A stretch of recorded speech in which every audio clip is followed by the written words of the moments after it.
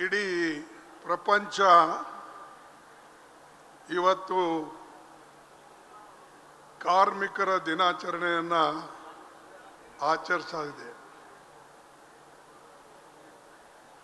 ಇಡೀ ಪ್ರಪಂಚದ ಮೂಲೆ ಮೂಲೆಯಲ್ಲಿ ಕಾರ್ಮಿಕರ ದಿನಾಚರಣೆ ಅಂತೇಳಿ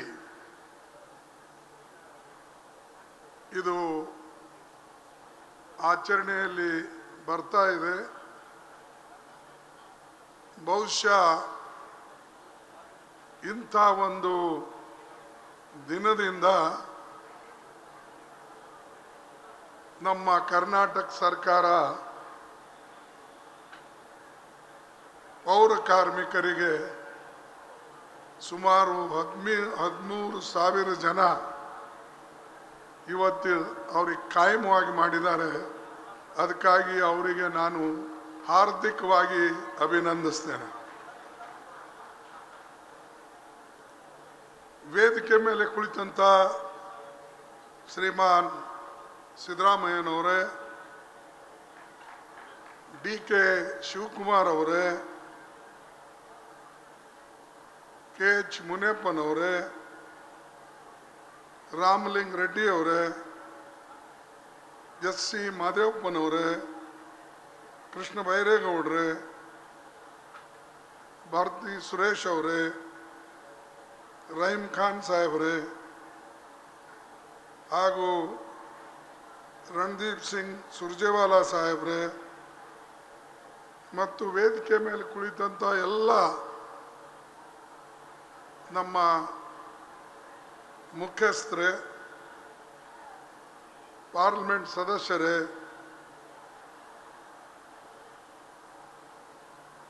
ಮತ್ತು ಇಲ್ಲಿ ಉಪಸ್ಥಿತಿರ್ತಕ್ಕಂಥ ಗಣ್ಯರೇ, ಪೌರ ಕಾರ್ಮಿಕ ತಾಯಿಂದರೇ ಹಾಗೂ ಮಿತ್ರರೇ,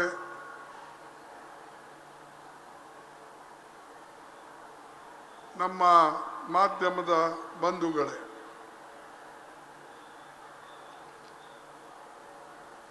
ನಾನು ಇವತ್ತು ವಿಶೇಷವಾಗಿ ನಿಮಗೆ ಅಭಿನಂದನೆಗಳನ್ನು ಸಲ್ಲಿಸಕ್ಕೆ ಬಂದಿದ್ದು ಕಾರಣ ಏನಂದರೆ, ನಮ್ಮ ದೇಶದ ಇತಿಹಾಸದಲ್ಲೇ ಏಕಕಾಲದಲ್ಲಿ ಇಷ್ಟೊಂದು ಪೌರ ಕಾರ್ಮಿಕರಿಗೆ ಕಾಯಂಗೊಳಿಸ್ತಕ್ಕಂಥದ್ದು ಇದು ಹೆಮ್ಮೆಯ ವಿಷಯ. ಹೋರಾಟ ಮಾಡಿ ಮಾಡಿ ಅನೇಕ ಸಾರಿ ದಣದು ಹೋಗ್ತಾರೆ, ಆದರೆ ಅವರಿಗೆ ಸಿಗಬೇಕಾದಂಥ ಹಕ್ಕುಗಳನ್ನು ಸಿಗೋದಿಲ್ಲ. ಅದಕ್ಕಾಗಿ ಸರ್ಕಾರಕ್ಕೆ ನನ್ನ ಸೂಚನೆ ಏನಂದರೆ, ಇವತ್ತೇನು ನೀವು 13,000 ಜನರಿಗೆ ಕಾಯಂ ಮಾಡಿದ್ರಿ, ಇದೇ ರೀತಿಯಾಗಿ ಎಲ್ಲೆಲ್ಲಿ ಉಳಿದಿವೆ ಅಥವಾ ಯಾವ್ಯಾವ ಮುನ್ಸಿಪಾಲ್ಟಿಗಳಲ್ಲಿ ಕಾರ್ಪೊರೇಷನ್ನಲ್ಲಿ ಇದೇ ಕಂಡೀಷನ್ ಇವತ್ತು ನೀವೇನು ಹಾಕಿದ್ರಿ, ಆ ಹಾಕದಂಥ ಕಂಡೀಷನದ ಆಧಾರದ ಮೇಲೆ ಅವರಿಗೂ ಕೂಡ ನೀವು ಕಾಯಂ ಮಾಡಬೇಕು ಅನ್ನತಕ್ಕಂಥ ಮಾತನ್ನು ಇವತ್ತು ನಾನು ಹೇಳೋಕ್ಕೆ ಇಚ್ಛೆ ಪಡ್ತೀನಿ. ಎರಡನೇದು, ನಮ್ಮ ಇವತ್ತು ಕಾರ್ಮಿಕರು ದೇಶದ ಉದ್ದಗಲ ಈ ದಿನ ಆಚರಣೆ ಮಾಡ್ತಾರೆ. ಬರೀ ನಮ್ಮ ಪೌರ ಕಾರ್ಮಿಕರು ಅಷ್ಟೇ ಅಲ್ಲ, ಇಡೀ ದೇಶದಲ್ಲೇ. ನಾನು ಒಂದು ಮಾತನ್ನು ಇವತ್ತು ಹೇಳಕ್ಕೆ ಇಚ್ಛೆ ಪಡ್ತಾ ಇದ್ದೇನೆ. ಇತ್ತೀಚೆಗೆ ಕೇಂದ್ರ ಸರ್ಕಾರದವರು ಒಂದು ಘೋಷಣೆಯನ್ನು ಮಾಡಿದ್ದಾರೆ. ಆದರೆ ಅದಕ್ಕಿಂತ ಮುಂಚೆ ಸೆಪ್ಟೆಂಬರ್ 2010 2010ರಲ್ಲಿ ಒಂದು socio economic caste survey Manmohan Singh ji ಅವರು ಪ್ರಧಾನಮಂತ್ರಿ ಆಗಿದ್ದಾಗ, ನಾನು ಮಂತ್ರಿ ಆಗಿದ್ದಾಗ ಲೇಬರ್ ಡಿಪಾರ್ಟ್ಮೆಂಟ್ ಅಲ್ಲದೆ ನನ್ನ ಹತ್ರ ಸೋಷಿಯಲ್ ವೆಲ್ಫೇರ್ ಕೆಲವು ದಿವಸ ಇತ್ತು. ಈ ಕ್ಯಾಸ್ಟ್ ಸರ್ವೆಯನ್ನು ನಾವು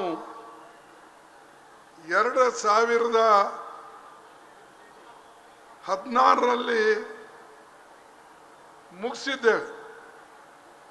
ಆದರೆ ಬಿಜೆಪಿ ಗವರ್ಮೆಂಟ್ 2016 ಮುಗಿದರೂ ಕೂಡ ಈ ರಿಪೋರ್ಟನ್ನು ರಿಲೀಸ್ ಮಾಡಲಿಲ್ಲ. ಇವತ್ತು ದೊಡ್ಡ ದೊಡ್ಡ ಮಾತು ಹೇಳ್ತಾರೆ. ಈ ಕೆಲಸವನ್ನು ನಾನು ಲೇಬರ್ ಮಿನಿಸ್ಟರ್ ಇದ್ದಾಗ ಹಾಗೂ ಸೋಷಿಯಲ್ ವೆಲ್ಫೇರ್ ಮಿನಿಸ್ಟರ್ ಇದ್ದಾಗ ನಮ್ಮ ಸರ್ಕಾರ ಸೋಷಿಯೋ ಎಕನಾಮಿಕ್ ಸರ್ವೆ ಸೆಪ್ಟೆಂಬರ್ 2010ರಲ್ಲೇ ಮಾಡಿದೆ.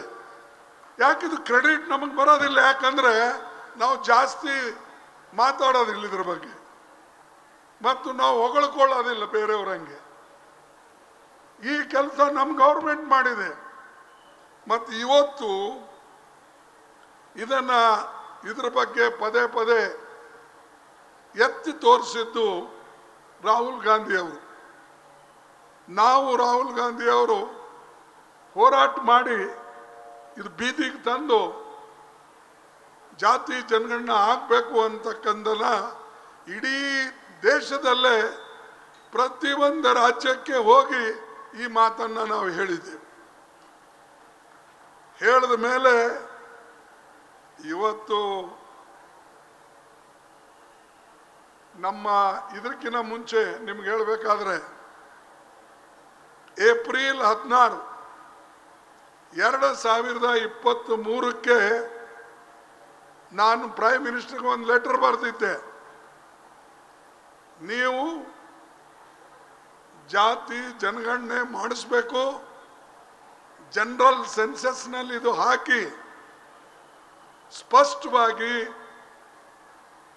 ಹಿಂದುಳಿದಂಥ ಜನಾಂಗದವರಿಗೆ ಲಾಭ ಆಗ್ತಕ್ಕಂಥ ರೀತಿಯಲ್ಲಿ ಮಾಡಬೇಕು ಅಂತ ಹೇಳಿ ಕೇಳಿಕೊಂಡಿದ್ದೇವೆ. 2 ವರ್ಷ ಆದರೂ ಕೂಡ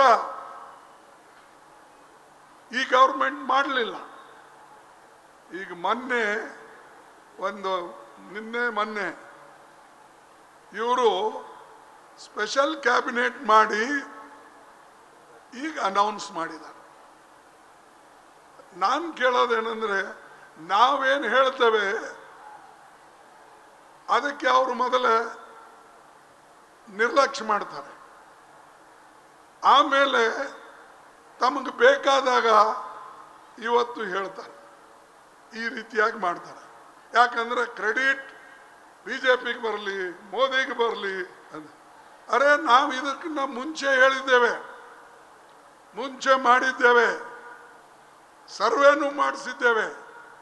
ಅದು ಮುಂದೆ ನೀವು 2016ರಲ್ಲಿ ಮಾಡಲಿಲ್ಲ. ಆದ್ರೆ ಒಬ್ಬ ಮಂತ್ರಿ ನೋಡಿದೆ ನಾನು, ಯಾರೋ ಒಂದು ಮಾತು ಹೇಳಿದ್ರು. ಏನಂತ ಹೇಳಿದ್ರು? ಪಂಡಿತ್ ಜವಾಹರ್ಲಾಲ್ ನೆಹರೂಜಿ ಅವರು ಇದಕ್ಕೆ ವಿರೋಧವಾಗಿದ್ದರು ಅಂತ ಹೇಳ್ತಾರೆ. ಇದೇ ರೀತಿಯಾಗಿ ಅಪಪ್ರಚಾರ ಹಿಂದೆ ಬಾಬಾ ಸಾಹೇಬ್ ಅಂಬೇಡ್ಕರ್ ಅವರು ಹಿಂದೂ ಕೋಡ್ ಬಿಲ್ ತಂದಾಗ ಅವಾಗೂ ಹೀಗೆ ಹೇಳಿದ್ರು ನೆಹರೂಜಿ ಅವರ ವಿರುದ್ಧ. ಆವಾಗಿನ ಕಾಲದಲ್ಲಿ ಏನು ಸದಸ್ಯರಿದ್ರು ಅವರ ಅಭಿಪ್ರಾಯ ಏನಿತ್ತು ಅದನ್ನು ಅರ್ಥ ಮಾಡಿಕೊಂಡು ಪಂಡಿತ್ ಜವಾಹರ್ಲಾಲ್ ನೆಹರೂಜಿ ಅವರು ಅದು ಮುಂದೆ ಹಾಕಿದ್ರು. ಆದರೆ 52 ಚುನಾವಣೆ ಆದ ನಂತರ ಪಂಡಿತ್ ಜವಾಹರ್ಲಾಲ್ ನೆಹರು ಬಾಬಾ ಸಾಹೇಬ್ ಅಂಬೇಡ್ಕರ್ ಅವರು ಮಾಡಿದಂಥ ಹಿಂದೂ ಕೋಡ್ ಬಿಲ್ಲನ್ನು 4 ಭಾಗದಲ್ಲಿ ಕಾನೂನು ತಂದು ಅದನ್ನು ಅನುಷ್ಠಾನದಲ್ಲಿ ತಂದರು. ಇಂಥ ದೊಡ್ಡ ದೊಡ್ಡ ಕೆಲಸಗಳು ಕಾಂಗ್ರೆಸ್ ಮಾಡ್ತದೆ ಹೊರತಾಗಿ ಬೇರೆ ಯಾವ ಪಾರ್ಟಿನೂ ಕೂಡ ಬಡವರ ಬಗ್ಗೆ ಅನುಕಂಪ ಇಲ್ಲ. ಹೆಣ್ಣು ಮಕ್ಕಳಿಗೆ ರಿಸರ್ವೇಶನ್ ಕೊಡಬೇಕು ಅಂತ ನಾವು ಬಿಲ್ ಪಾಸ್ ಮಾಡಿದ್ದೇವೆ. ಯಾಕೆ ಮಾಡ್ತಾ ಇಲ್ಲದೆ? ನಮ್ಮ ಹೆಣ್ಣು ಮಕ್ಕಳಿಗೆ 1/3 ಮೆಜಾರಿಟಿ 1/3 ಪೋಸ್ಟ್ಗಳನ್ನು ರಿಸರ್ವೇಶನ್ ಕೊಡಬೇಕು, ಪೊಲಿಟಿಕಲಿ ಮತ್ತು ಎಂಪ್ಲಾಯ್ಮೆಂಟ್ನಲ್ಲಿ ಕೂಡ. ಆದರೆ ಇಲ್ಲಿವರೆಗೆ ಅದರ ಬಗ್ಗೆ ಏನೂ ಚಿಂತನೆ ಅವರು ಮಾಡಿಲ್ಲ. ಹೀಗೆ ನಾವು ಏನೇನು ಒಳ್ಳೆ ಕೆಲಸಗಳನ್ನು ಮಾಡ್ತೇವೆ ಅದಕ್ಕೆ BJPಯವರು ಅಡ್ಡಗಾಲು ಹಾಕೊಂಡು ಬರ್ತಾರೆ. ಯಾವಾಗ ಜನ ಹೇಳ್ತದೆ, ಜನ ಆಕ್ರೋಶಗೊಳ್ತಾರೆ, ಯಾವಾಗ ಎಜುಟೇಷನ್ಸ್ ಪ್ರಾರಂಭ ಆಗ್ತದೆ, ಆವಾಗ ಪುನಃ ನಮ್ಮನ್ನು ನಮ್ಮ ಕಾನೂನನ್ನು ನೆನೆಸ್ಕೊಂಡು ಮುಂದೆ ಬರ್ತಾರೆ. ಅದಕ್ಕೆ ಬಂಧುಗಳೇ, ನನಗೆ ಸಂತೋಷ ಆಗಿದೆ. ಈ ಒಂದು ಒಳ್ಳೆ ಕೆಲಸ ಇವತ್ತು ಆಗಿದೆ. ಆದರೆ ಇನ್ನೂ ನಮ್ಮ ಕೆಲವು ಬೇಡಿಕೆಗಳಿವೆ. ಒಂದು, ಸೆನ್ಸಸ್ ಅನ್ನು ಮಾಡತಕ್ಕಂಥದ್ದು ಈಗ ಘೋಷಣೆ ಮಾಡಿದ್ದಾರೆ. ಎರಡನೇದೇನಿದೆ, SC ST OBCಗಳಿಗೆ ಆರ್ಟಿಕಲ್ 15(5) 15(5) ಈ ಕಾನೂನನ್ನು, ಈ ಒಂದು ಆರ್ಟಿಕಲ್ ಅನ್ನ ಈಗಾಗಲೇ ಸಂವಿಧಾನದಲ್ಲಿ ಕಾಂಗ್ರೆಸ್ ಕಾಲದಲ್ಲೇ ಪಾಸ್ ಆಗಿದೆ. ಅದರ ಪ್ರಕಾರ ಪ್ರೈವೇಟ್ ಇನ್ಸ್ಟಿಟ್ಯೂಷನ್ಗಳಲ್ಲಿ SC ST OBCಗೆ ರಿಸರ್ವೇಶನ್ ಕೊಡಬೇಕು ಅನ್ನತಕ್ಕಂಥದ್ದು ನಾವು ಕಾನೂನು ಮಾಡಿದ್ದೇವೆ. ಆದರೆ ಈ ಸರ್ಕಾರ ಅದರ ಬಗ್ಗೆ ಲಕ್ಷ್ಯ ಇಟ್ಟಿಲ್ಲ. ನಾವು ಇದ್ರ ಬಗ್ಗೆ ಹೋರಾಟ, ರಾಹುಲ್ ಗಾಂಧಿ ಅವರು ಹೋರಾಟ ನಾವೆಲ್ಲರೂ ಕೂಡ ನಮ್ಮ ಪಾರ್ಟಿಯಿಂದ ಮಾಡಿದ್ದೇವೆ. ಆದರೆ ಒಳ್ಳೆ ಕೆಲಸಕ್ಕೆ ಎಂದೂ ಅವರು ತನ್ನ ಗಮನಕ್ಕೆ ತೆಗೆದುಕೊಳ್ಳೋದಿಲ್ಲ ಅನ್ನತಕ್ಕಂಥ ಮಾತನ್ನು ನಿಮಗೆ ಹೇಳ್ತೇನೆ. ಮೂರನೇದಾಗಿ ನಮ್ಮ ಡಿಮ್ಯಾಂಡ್ ಇತ್ತು ಏನಂದರೆ 50% ರಿಸರ್ವೇಶನ್ ಕ್ಯಾಪ್ ಏನಿದೆ, ಒಂದು ಲಿಮಿಟ್ ಏನಿದೆ, ಅದನ್ನು ತೆಗೆದುಹಾಕಬೇಕು ಮತ್ತು backward class SC ST economically weaker section ಯಾರಿದ್ದಾರೆ ಅದರ ತಕ್ಕಂತೆ ನೀವು ಅವ್ರಿಗೆ ರಿಸರ್ವೇಶನ್ ಕೊಡಬೇಕು. ಅದಕ್ಕಾಗಿ 50% ಕ್ಯಾಪನ್ನು ತೆಗೆದು ಹಾಕಬೇಕು ಅಂತಕ್ಕಂಥ ಈ 3 ಬೇಡಿಕೆಗಳು ನಮ್ಮದಿತ್ತು. ನಾವು ಈಗಾಗಲೇ ನಮ್ಮ ವರ್ಕಿಂಗ್ ಕಮಿಟಿಯಲ್ಲೂ ಈ ಮಾತನ್ನು ಹೇಳಿದ್ದೇವೆ. ಇವತ್ತು ಈ ಮಾತು ಅನೇಕ ವರ್ಷದಿಂದ ನಮ್ಮ ಬೇಡಿಕೆ ಇತ್ತು. ಆದರೆ ಮೋದಿ ಗೌರ್ಮೆಂಟ್ ಈ ಕಡೆ ಗಮನ ಹರಿಸಲಿಲ್ಲ. ಯಾವಾಗ ಒತ್ತಡ ಪ್ರಾರಂಭ ಆಯಿತು ಆವಾಗ ಈಗ ಅವರು ಇವತ್ತು ಮಾಡಿದ್ದಾರೆ. ಇನ್ನೂ 2ರ ಬಗ್ಗೆ ಅವರು ಯೋಚನೆ ಮಾಡಲೇಬೇಕು. ಮಾಡದೆ ಹೋದರೆ ಜನ ಬೀದಿಗೆ ಬರ್ತಾರೆ, ಹೋರಾಟ ಮಾಡ್ತಾರೆ, ತಮ್ಮ ಹಕ್ಕನ್ನು ಸಂಪಾದನೆ ಮಾಡ್ಕೊಳ್ತಾರೆ ಅನ್ನತಕ್ಕಂಥ ಮಾತನ್ನು ಇವತ್ತು ನಾನು ಹೇಳಕ್ಕೆ ಇಚ್ಛೆ ಪಡ್ತೀನಿ. ಇನ್ನೊಂದು ವಿಶೇಷ ಏನಂದರೆ, ಈ ಸೆನ್ಸಸ್ ಮಾಡಬೇಕು ಅಂತ ಹೇಳಿ ಅವರ ಅಭಿಪ್ರಾಯ ಇದ್ದಿದ್ರೆ ಸಹಜವಾಗಿ ಬಜೆಟ್ನಲ್ಲೂ ಕೂಡ ಹಣ ಇಡ್ತಿದ್ರು ಸರ್ವೆ ಮಾಡೋಕ್ಕೆ. ನಮ್ಮ ಕರ್ನಾಟಕ ರಾಜ್ಯದಲ್ಲೇ ಸುಮಾರು ಸಿದ್ದರಾಮಯ್ಯನವರು ಸುಮಾರು 300 ಕೋಟಿನೋ 165 crores only in Karnataka state government ಮಾಡಿದೆ. ಇವರು ಇಡೀ ಭಾರತ ದೇಶಕ್ಕೆ 515 ಕೋಟಿ ಇಟ್ಟಿದ್ದಾರೆ. ಇದು ಹೆಂಗ ಸಾಧ್ಯ? UP ಅಂತ ರಾಜ್ಯಕ್ಕೂ ಮಾಡೋಕ್ಕಾಗೋದಿಲ್ಲ. ಅಂದ್ರೆ ಇದು ಸುಮ್ಮನೆ ತೋರಿಕೆಗಾಗಿ ಹೇಳಕ್ಕೆ ಈ ದುಡ್ಡನ್ನು ಇಟ್ಟಿದ್ದಾರೆ ಹೊರತಾಗಿ ಇದನ್ನು ಸೆನ್ಸಸ್ ಮಾಡಿ ಬ್ಯಾಕ್ವರ್ಡ್ ಕ್ಲಾಸ್ ಜನರಿಗೆ ಅನುಕೂಲ ಮಾಡಿಕೊಡ್ಬೇಕು ಅನ್ನತಕ್ಕಂಥದ್ದು ಅವರ ಮನಸ್ಸು ಇರಲಿಲ್ಲ, ಈಗೂ ಇಲ್ಲ. ಇದ್ರೆ ಅವ್ರ ಬಜೆಟ್ ಘೋಷಣೆನೂ ಕೂಡ ಮಾಡ್ತಿದ್ರು.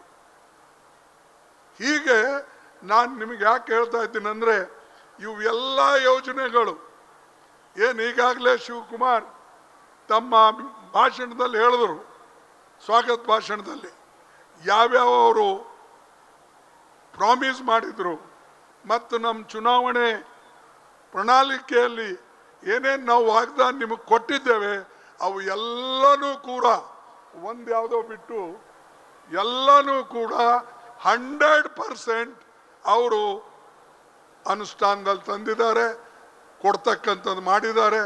ಅದಕ್ಕಾಗಿ ನೀವು ಬಹಳ ಹೆಮ್ಮೆಯಿಂದ ಈ ಗೌರ್ಮೆಂಟ್ ಹೆಸರನ್ನು ಹೇಳಬೇಕು.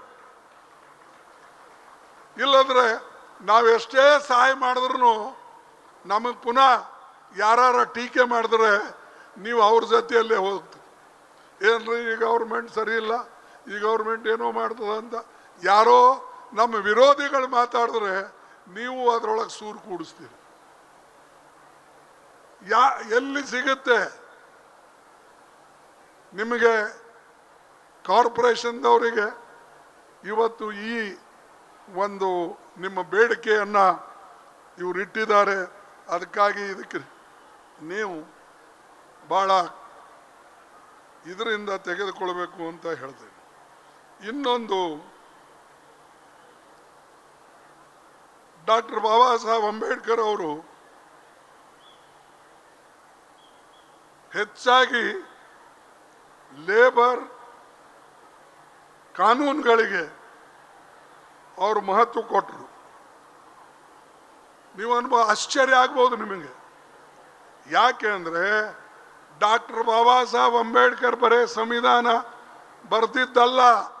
ಡಾಕ್ಟರ್ ಬಾಬಾ ಸಾಹೇಬ್ ಅಂಬೇಡ್ಕರ್ ಅವರು 1942ರಲ್ಲಿ ಲೇಬರಿಗಾಗಿ ವೈಸ್ ರಾಯ್ಸ್ ಕೌನ್ಸಿಲ್ ಮೆಂಬರ್ ಆಗಿದ್ರು ಅವರು. ಆವಾಗ ಅವರು ಸುಮಾರು 10-12 ಕಾನೂನುಗಳನ್ನು ನಮ್ಮ ಕಾರ್ಮಿಕರಿಗೆ ಮಾಡಿಕೊಟ್ಟಂಥ ಮಹಾಪುರುಷ ಡಾಕ್ಟರ್ ಬಾಬಾ ಸಾಹೇಬ್ ಅಂಬೇಡ್ಕರ್.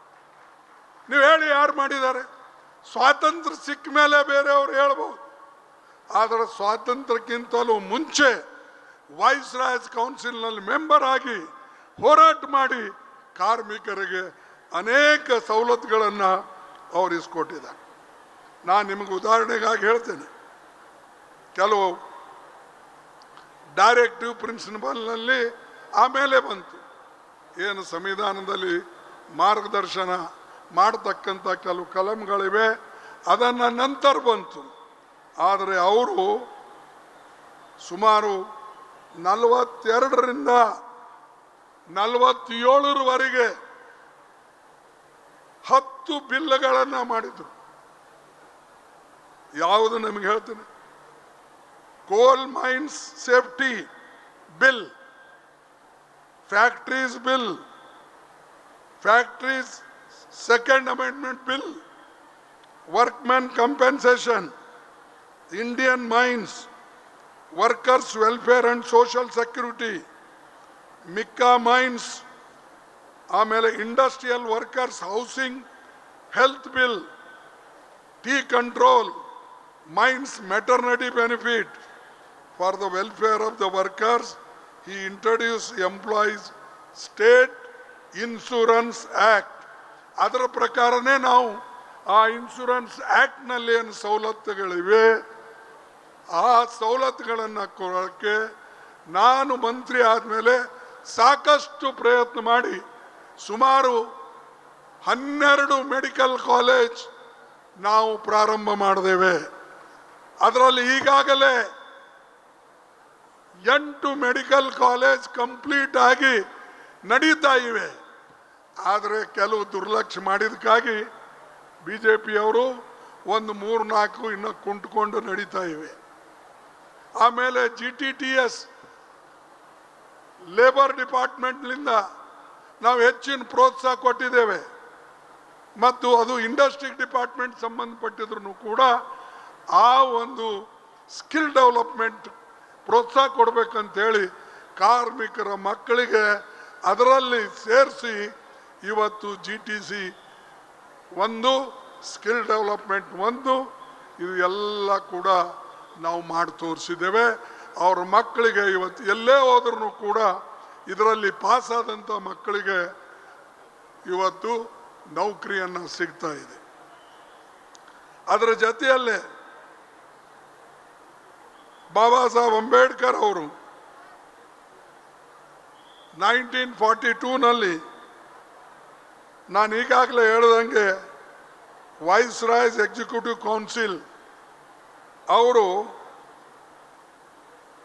ಈ ಲೇಬರ್ಗಳಿಗೆ ಏನು 12 ತಾಸು 14 ತಾಸು ದುಡಿಸ್ಕೊಳ್ತಾ ಇದ್ರು. ಆವಾಗ ಅಂಬೇಡ್ಕರ್ ಅವರು ಈ ಪ್ರಶ್ನೆ ಬ್ರಿಟಿಷರ ಮುಂದೆ ಇಟ್ಟರು. ಭಾರತ ದೇಶದ ಜನ ಅವರಿಗೆ ನೀವು 14-12 ತಾಸು ಕೆಲಸ ತೆಗೆದುಕೊಳ್ತೀರಿ, ಆದರೆ ಅದೇ ಇಂಗ್ಲಿಷ್ ಜನರಿಗೆ, ಇಂಗ್ಲಿಷ್ ಕಾರ್ಮಿಕರಿಗೆ 8 ತಾಸು ಮಾಡ್ತೀರಿ, ಇದು ಅನ್ಯಾಯ ಅಂತ ಹೇಳಿ ಅವರು ಬಹಿರಂಗವಾಗಿ ಟೀಕೆ ಮಾಡಿದ ಮೇಲೆ ಭಾರತಕ್ಕೆ 8 ತಾಸು ನೌಕರಿ ಮಾಡತಕ್ಕಂಥ ಕಾನೂನು ಯಾರಾದರೂ ತಂದಿದ್ರೆ ಡಾಕ್ಟರ್ ಬಾಬಾ ಸಾಹೇಬ್ ಅಂಬೇಡ್ಕರ್ ತಂದಿದ್ರು. ಅರೆ ಇದು ಇತಿಹಾಸ ಇದೆ, ಯಾರಿಗೆ ಮಾಡಿದ್ದಾರೆ ಅಂತ ಹೇಳಿ. ಆದರೆ ಇದೇ ಕಾನೂನನ್ನು ಈಗ ಬದಲಾಯಿಸಿ ಮೋದಿ ಅವರು ಸುಮಾರು 44 ಕಾನೂನುಗಳು ಇದ್ದಿದ್ದನ್ನ ಲೇಬರ್ ಬಗ್ಗೆ 4 ಕಾನೂನು ಮಾಡಿದ್ದಾರೆ. ಅವೆಲ್ಲ ತೆಗೆದುಬಿಟ್ಟು ತನಗೇನು ಬೇಕೋ ಅದನ್ನು ಸೇರಿಸಿ ಅವರು ಈ ಕಾರ್ಮಿಕರಿಗೆ ಇವತ್ತು ಹಿಂಸೆ ಕೊಡ್ತಾ ಇದ್ದಾರೆ. ಇವತ್ತು 10 ಗಂಟೆ ಕೆಲಸ ಮಾಡ್ಬೋದು ಅಂಥೇಳಿ ಪರ್ಮಿಷನ್ ಕೊಟ್ಟಿದ್ದಾರೆ. ಆಮೇಲೆ ಹೆಣ್ಣು ಮಕ್ಕಳು ರಾತ್ರಿ ಕೆಲಸ ಮಾಡಬೇಕು ಅಂತ ಕೊಟ್ಟಿದ್ದಾರೆ. ಈ ರೀತಿಯಾಗಿ ಮೋದಿ ಸರ್ಕಾರ ಕಾರ್ಮಿಕರ ಬಗ್ಗೆ ಯಾವ ಚಿಂತನೆಯೂ ಕೂಡ ಮಾಡಿಲ್ಲ. ಇದ್ದಂಥ ಸವಲತ್ತುಗಳು, ಕಾಂಗ್ರೆಸ್ ಪಾರ್ಟಿದವರು ಮಾಡಿದಂಥ ಸವಲತ್ತುಗಳು ಇವತ್ತು ಅವರು ಕಿತ್ಕೊಂಡು ತೊಂದರೆ ಕೊಡ್ತಕ್ಕಂಥದ್ದಾಗಿದೆ. ಯಾಕಂದ್ರೆ ದೊಡ್ಡ ದೊಡ್ಡ ಕಾರ್ಪೊರೇಟ್ ಕಂಪನಿಗಳು, ಪ್ರೈವೇಟ್ ಕಂಪನಿಗಳು ಇವತ್ತು ನಮ್ಮ ಡೈಲಿ ವೇಜಸ್ ಮೇಲೆ ಜನರಿಗೆ ಇಡ್ತಾರೆ, ಕಾಂಟ್ರಾಕ್ಟ್ ಬೇಸಿಸ್ ಮೇಲೆ ಇಡ್ತಾರೆ. ಹೇಗೆ ನೀವು ಕಾಂಟ್ರಾಕ್ಟ್ ಬೇಸಿಸ್ ಮೇಲೆ ಇದ್ರೋ ನಿಮಗೆ ಇವತ್ತು ಏನು ಸಂಪೂರ್ಣವಾಗಿ ಶಕ್ತಿ ಏನು ಕಾಂಗ್ರೆಸ್ ಪಾರ್ಟಿಯಿಂದ ಸಿಕ್ಕಿದೆ, ಆ ಶಕ್ತಿಯನ್ನು ಮೊದಲ ನಾವು ಕೊಟ್ಟಿತ್ತು, ಇವತ್ತು ಮೋದಿಯವರ ಕಿತ್ಕೊಳ್ತಾ ಇದ್ದಾರೆ. ಇದನ್ನು ನಾನು ಯಾಕೆ ಹೇಳ್ತಾ ಇದ್ದೀನಿ ಅಂದರೆ, ನೀವು ನೆನಪು ಮಾಡ್ಕೊಳ್ಬೇಕು, ಹಿಂದೆ ಲೇಬರ್ ಕಾನ್ಫರೆನ್ಸ್ ಇತ್ತು, ಅದು ಮೋದಿ ಅವರು ಕಿತ್ತಾಕೊಂಡ್ರು. 2015ರಲ್ಲಿ ತೆಗೆದುಹಾಕ್ಬಿಟ್ರು. ಬಾಬಾ ಸಾಹೇಬ್ ಅಂಬೇಡ್ಕರ್ ಅವರು 1940ರಲ್ಲಿ ಲೇಬರ್ ಕಾನ್ಫರೆನ್ಸ್ ಮಾಡಿಸಿ ಪ್ರತಿ ವರ್ಷ ಇದು ಮಾಡಬೇಕು ಅಂಥೇಳಿ ಅವರು ಒಂದು ಅದಕ್ಕೆ ಅಡಿಗಲ್ ಹಾಕಿದ್ರು. ಹೀಗೆ ಅವ್ರ ಮಾತಿನಲ್ಲೇ ನಾನು ನಿಮಗೆ ಹೇಳ್ತಾ ಇದ್ದೇನೆ, ಕ್ಷಮಿಸಬೇಕು. ಅಂಬೇಡ್ಕರ್ಸ್ ಓನ್ ವರ್ಡ್ ಲೇಬರ್ ಕಾನ್ಫರೆನ್ಸ್ನಲ್ಲಿ ಅವರು ಮಾತಾಡಿದ್ದು, it is for the first time in the history of these labor conferences that the representatives of the employers and employees have been brought face to face within the ambit of joint conference. ಮಾಲೀಕರಿಗೆ ಕಾರ್ಮಿಕರಿಗೆ ಒಂದು ಕಡೆ ಸೇರಿಸಿ ಅವ್ರ conference ಮಾಡಿ ಅನೇಕ ಕಾನೂನುಗಳಿಗೆ ಒಪ್ಪಿಸಿ ಕೆಲಸ ಮಾಡಿದಂಥ ಕ್ರೆಡಿಟ್ ಯಾರಿಗಾದ್ರೂ ಹೋಗ್ಬೇಕಾದ್ರೆ ಡಾಕ್ಟರ್ ಅಂಬೇಡ್ಕರ್ಗೆ ಹೋಗ್ಬೇಕಾದ್ರೆ. ಭಾಳ ಜನರಿಗೆ ಇವೆಲ್ಲ ಗೊತ್ತಿಲ್ಲ. ಸಂವಿಧಾನದೊಂದು ಗೊತ್ತಿದೆ, ಬಾಕಿದು ಸಂವಿಧಾನ ಬರೋಕ್ಕಿಂತ ಮುಂಚೆ ಅವರ ಹೋರಾಟ ಎಷ್ಟು ಕಾರ್ಮಿಕರ ಬಗ್ಗೆ ಇತ್ತು, ಇದರ ತಿಳುವಳಿಕೆ ಭಾಳ ಜನರಿಗಿಲ್ಲ. ನಾನಿದು ತಿಳಿಸಿ ಹೇಳಬೇಕು ಅಂಥೇಳಿ ನಿಮಗೆ ಇದನ್ನು ಹೇಳ್ತಾ ಇದ್ದೇನೆ. ಮತ್ತು ವಿಶೇಷವಾಗಿ ಈಗೇನು ಅವರು 44 ಕೋಡ್ ತೆಗೆದು ಕಾನೂನುಗಳು ತಿರಸ್ಕರಿಸಿ ಬರೇ 4 ಕಾನೂನು ಮಾಡಿದ್ದಾರೆ. ಅದರ ಅರ್ಥ ಅವರು ಲೇಬರ್ ವಿರೋಧಿ. ಈ ಗೌರ್ಮೆಂಟು ಕಾರ್ಮಿಕರ ವಿರೋಧಿ.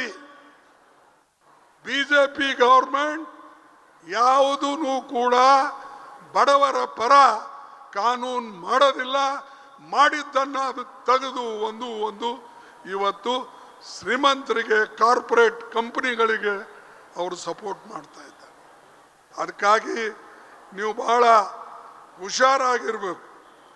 ಇದಕ್ಕನ ನೀವು ಹುಷಾರಾಗಿ ಒಕ್ಕಟ್ಟಾಗಿರ್ಲಿಲ್ಲ ಅಂದರೆ ದೇಶಕ್ಕೆ ಒಳ್ಳೇದಾಗಲ್ಲ. ನೀವು ಒಕ್ಕಟ್ಟಾದ್ರಿ ಅಂದರೆ ದೇಶಕ್ಕೆ ಒಳ್ಳೆಯದು. ನೀವು ಮಜಬೂತ್ ಆದರೆ ದೇಶಕ್ಕೆ ಒಳ್ಳೆಯದು. ನಿಮ್ಮ ಮಕ್ಕಳಿಗೆ ವಿದ್ಯಾಭ್ಯಾಸ ಕಲಿಸಿದ್ರೆ ನಿಮಗೆ ಮತ್ತು ಎಲ್ಲ ಇದಕ್ಕೆ ಇವತ್ತು ಅನುಕೂಲ ಆಗ್ತದೆ.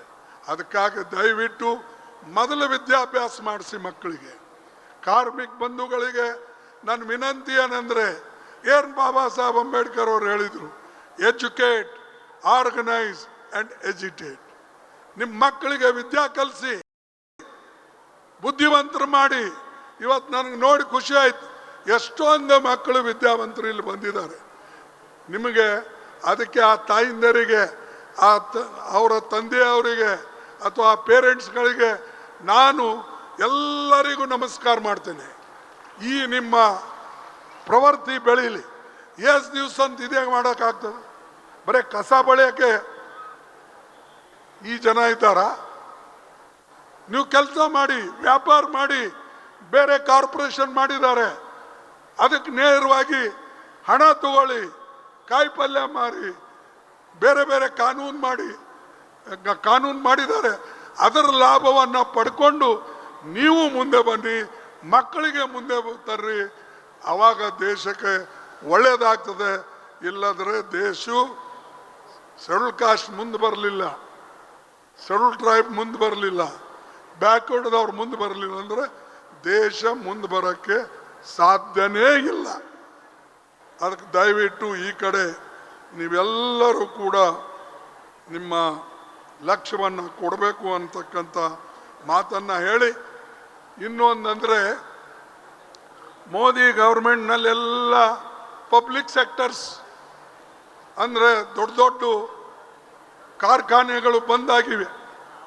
ಒಂದು ಮುಚ್ಚುತ್ತಾ ಇದ್ದಾರೆ ಕಾರ್ಖಾನೆಗಳು.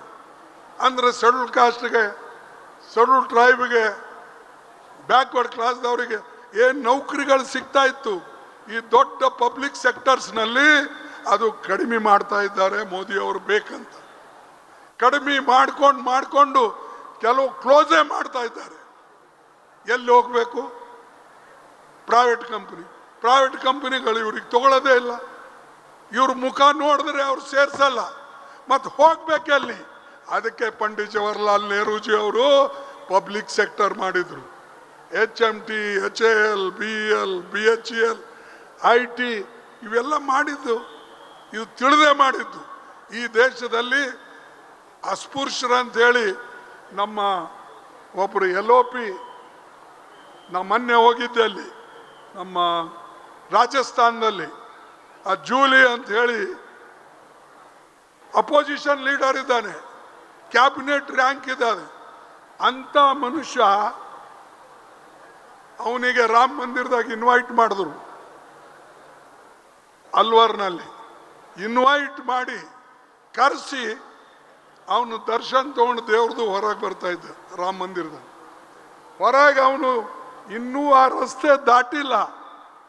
ಒಬ್ಬವ ಯಾರೋ ಅಹೂಜ ಅಂಥೇಳಿ ಆ ಮೀಶವನು, ಅಲ್ಲದ್ರ ಫೋಟೋ ಗಿಟ್ಟು ಬಂದಿದೆ. ಅವನು ಗಂಗೆ ನೀರು ತಂದು ಏನಲ್ಲಿ ಇರ್ತಾರೋ ತಮ್ಗಿಯಲ್ಲಿ ಇಡ್ತಾರೋ ಅವರು, ಅದನ್ನು ತಂದು ಪೂರ ಚೆಂಪಡಿಸಿ ಅದಕ್ಕೆ ಅವರು ಸ್ವಚ್ಛಗೊಳಿಸ್ತಕ್ಕಂಥದ್ದು ಮಾಡಿದ್ರು. ಇವತ್ತಿನ ಕಾಲದಲ್ಲಿ ಈ ಘಟನೆ ಆಗಿದ್ದು ಮೊನ್ನೆ. ಇಂಥ ದೇಶದಲ್ಲಿ ಇಂಥ ಒಂದು ನಾವು ಬದುಕ್ತಾ ಇದ್ದೇವೆ. ಅದಕ್ಕೆ ನನ್ನ ಅನಿಸಿಕೆ ನಮಗೆ ಎಜುಕೇಷನ್ ಒಂದೇ ಒಂದು, ಶಿಕ್ಷಣ ಒಂದೇ ಒಂದು.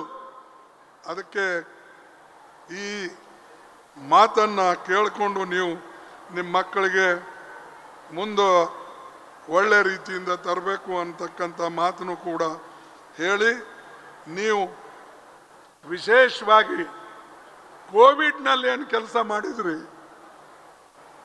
ನಿಜವಾಗಲೂ ನೀವು ದೇವರಾಗಿ ಜನರ ಸಹಾಯವನ್ನು ಮಾಡಿದ್ರಿ. ಬೇರೆ ಯಾರೂ ಕೂಡ ಕೋವಿಡ್ ಬಂದಂಥ ವ್ಯಕ್ತಿಗಳ ಹತ್ರ ಹೋಗ್ತಿರ್ಲಿಲ್ಲ ಅಥವಾ ಅವ್ರ ಜೊತೆಯಲ್ಲಿ ಇರ್ತಿರ್ಲಿಲ್ಲ. ಆದರೆ ನೀವು ಎಲ್ಲ ಕಡೆ, ಎಲ್ಲಿ ಕೋವಿಡ್ ಇರಲಿ, ಯಾವುದೇ ರೋಗ ಇರಲಿ, ನೀವು ಸ್ವಚ್ಛ ಮಾಡತಕ್ಕಂಥ ಕೆಲಸ ಮತ್ತು ಸಹಾಯ ಮಾಡತಕ್ಕಂಥ ಕೆಲಸ ಮಾಡಿದ್ದೀರಿ. ಅದಕ್ಕಾಗಿ ನಿಜವಾಗಲೂ ನಿಮ್ಮೆಲ್ಲರಿಗೆ ಮತ್ತೊಮ್ಮೆ ನಾನು ಧನ್ಯವಾದಗಳನ್ನು ಅರ್ಪಿಸಿ ನನ್ನ ಮಾತು ಮುಗಿಸ್ತೇನೆ. ಜೈ ಹಿಂದ್, ಜೈ ಕರ್ನಾಟಕ.